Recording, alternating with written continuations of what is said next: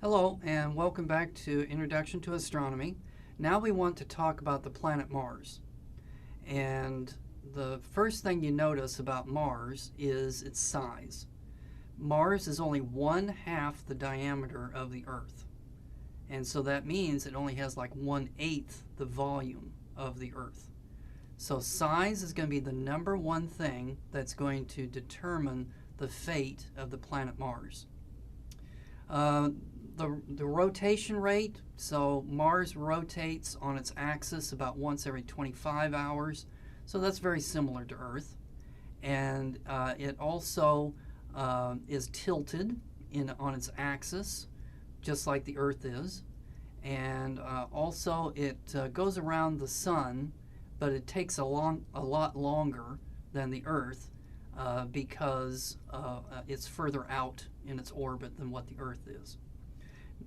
Let's talk about its atmosphere. So the composition of the atmosphere of Mars is mainly carbon dioxide. Does that sound familiar? Yeah.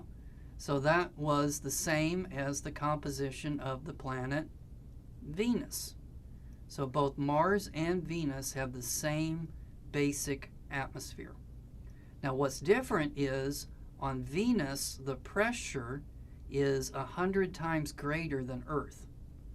But if you go to the planet Mars, the pressure is going to be 1/100th the pressure that you feel here. So that means if you were to step out onto the surface of Mars without your pressure suit, you would look like Arnold Schwarzenegger in Total Recall. If you don't know what I'm talking about, just Google it, Google some images. Google the image of Arnold Schwarzenegger's faceplate is cracked on planet Mars or something like that. You'll get a kick out of it. All right, next let's talk about its temperature. So the temperature varies between negative 140 to positive 21 degrees Celsius.